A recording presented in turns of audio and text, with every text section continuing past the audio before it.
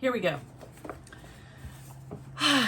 The greatest dangers to liberty lurk in the insidious encroachment by men of zeal, well-meaning, but without understanding. Justice Louis D. Brandeis, 1856 to 1941. The experiences of men of zeal, well-meaning, but without understanding, help to form our traditions. Rules may seem like a solution for 12 and 12 disobedience, but who enforces or interprets them? We have no membership requirement except for a desire to change. Each group is free from scrutiny. Bill Wilson believed in radical inclusion. In the days of early AA, professional onlookers and some members feared that this anarchy would corrupt, confuse, and destroy what was felt to be a life-saving fellowship. So groups restricted membership. When they collected the membership requirements from each group and added them all into one list of prerequisites, not one could meet all the requirements.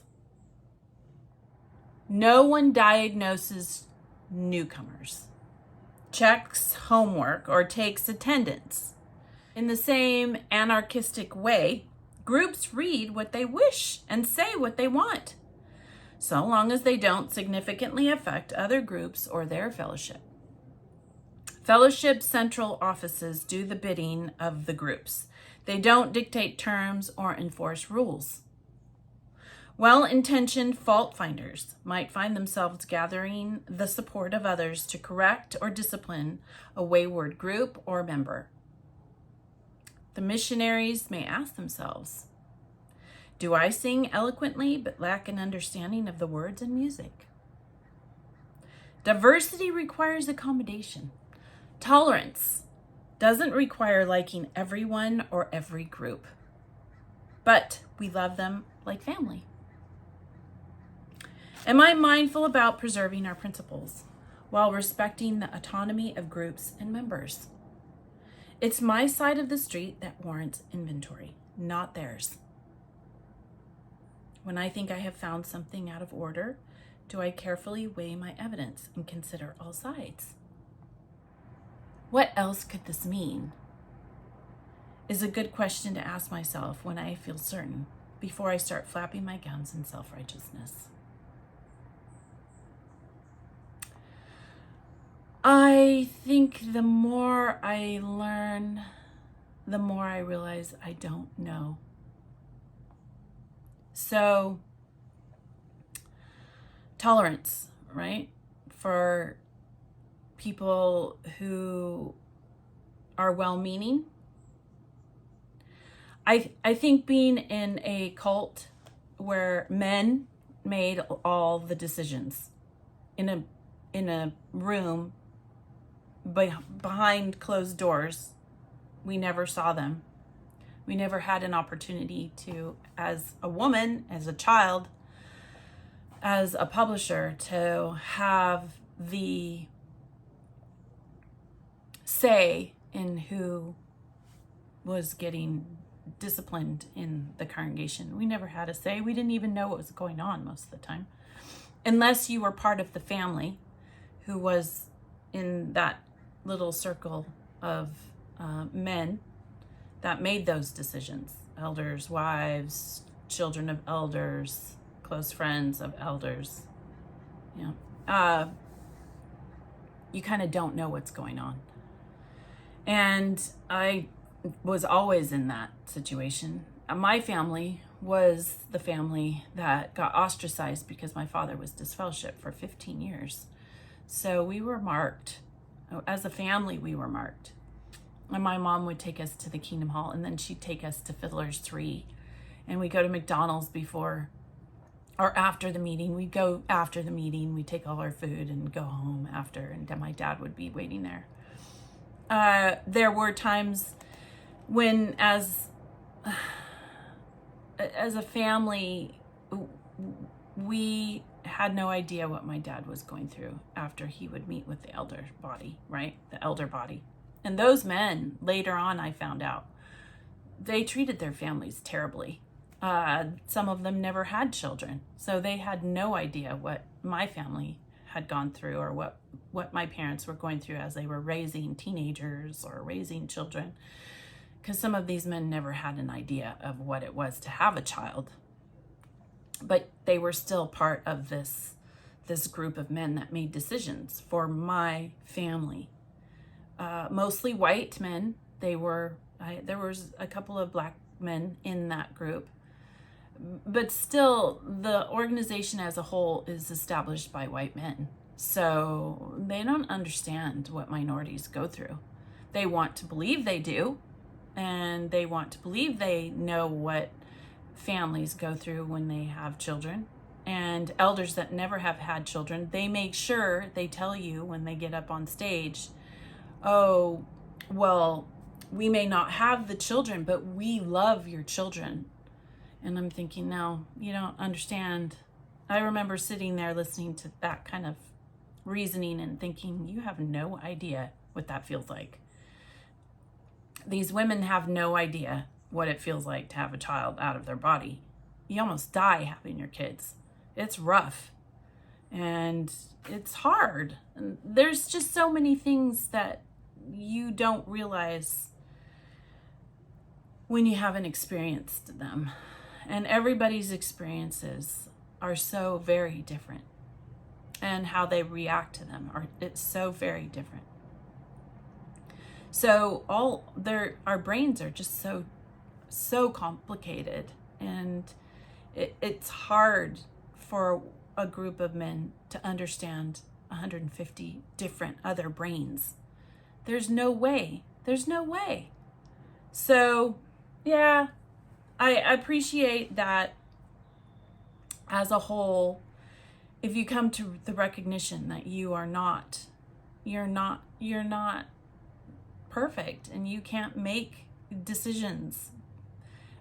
Men of zeal, right? Men of zeal, they mean well, but radical inclusion, right? Radical inclusion, making sure everyone is acceptable. And unfortunately, I mean, somebody could rub you the wrong way, and if you're in charge, you influence other people.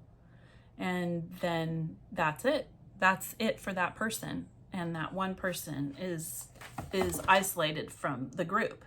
So the danger in that, making it just a group of maybe 3 or 5 or 6 men who make a decision for a whole group of people. I'm grateful that I have an opportunity to be able to talk. There's very few women that have had any influence in the ExJW community. Amber Score, I'm thinking of, Candace Conti, people who've had bad things happen to them. As a whole, I think women in this organization, or in the organization, very few have had opportunities to be in the limelight. And there's been a lot of abuses on women and children in this organization. Predominantly, men will take advantage of these smaller groups of individuals inside the congregation, for instance, women and children. And so very few women have been able to influence they don't have any influence at all when it comes to the protection of certain groups. So inside the organization, smaller groups, whether it be minorities or women and children, making it very easy for just 6 men to take advantage of a whole group of individuals, of up to 150 and more, right? And more. And the whole world is influenced by just a few men killed. So yeah, it's interesting to see how there's such a lack of tolerance when it comes to the community of Jehovah's Witnesses, the culture, right? So having autonomy and asking ourselves, really, do I have that? Is it up to me? Is it up to me to make these rules? And when I left, I noticed too, men put themselves in these positions of rulers here that were ex-JWs and ex-JWs. They no longer were Jehovah's Witnesses, but they wanted to remain Christian. And so, yeah, I found that their zeal was encroaching, and it encroached on my personal opinions and my views of how life should be more tolerant of individuals. So it was hard. It was hard to understand, and I'm grateful that I don't have anyone telling me I can't participate in, going out and speaking out, and that is just, it's done. Once I left Jehovah's Witnesses and once I left an ExJW group that was still, quote, Christian and believed in going to heaven and all that stuff, it made it so much easier to have the freedom that allowed me and allotted me understanding that I don't understand everything and I don't have to, right? And you grow. That's how you grow. So yeah, I'm enjoying the freedoms that come with that. And on that note, I have to go with understanding what I need to change, right? Where I need to work on things. And hey, just like them, I could be well-meaning and end up getting it wrong. So let people live, right? Live and let live. That's what I'm learning. Oh, I hope this helps you on your healing journey. It's very interesting as you start peeling yourself apart, which is not easy. It is not easy, but I have to say, it's worth it.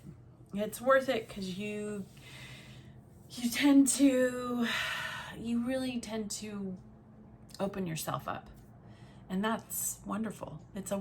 It's frightening, but wonderful. Don't give up. So I hope this helps you on your healing journey. Follow your bliss and be good humans.